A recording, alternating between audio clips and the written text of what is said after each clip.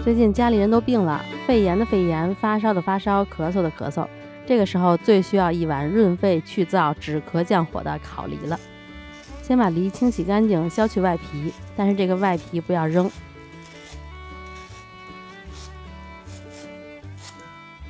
然后把中间的核去掉。我这个去核器虽然比较廉价吧，但是还好，有它也省事儿多了。我把梨皮装在一个布袋子里了，这样最后炖好以后好挑。把梨皮放进去，把处理好的梨叶放进去，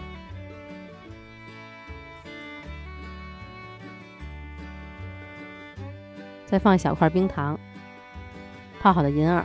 冰糖不用放太多，最后做好以后，那个梨吃起来没有什么甜味儿，梨的糖分都进入到那个汤汁里了。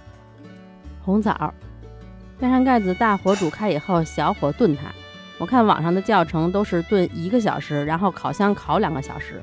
我是因为忙着做别的忘了时间了，炖了2个小时，但是我只烤了1个小时，最后做出来效果也不错，挺软糯的。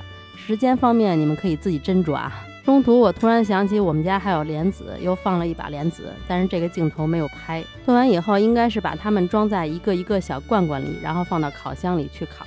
但是我家那个炖盅我也不确定能不能烤，我就用了一个大砂锅。你们看我这个炖了2个小时，颜色也没有很深，其实我觉得炖2个小时挺合适的。然后就把它放到烤箱的下层，不需要石板啊，因为我要烤欧包，我想着反正也要预热烤箱，索性就把它放进去呗，空着也浪费，所以我就这样230度烤了1个小时。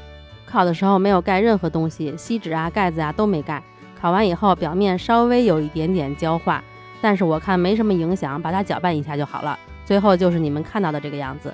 也可以烤半个小时以后，差不多温度上来了，表面再盖上锡纸。刚开始烤箱没有热的时候不需要盖东西。在快出炉之前再撒一把枸杞，结果我给忘了，只能是出炉以后再撒一点枸杞装饰了。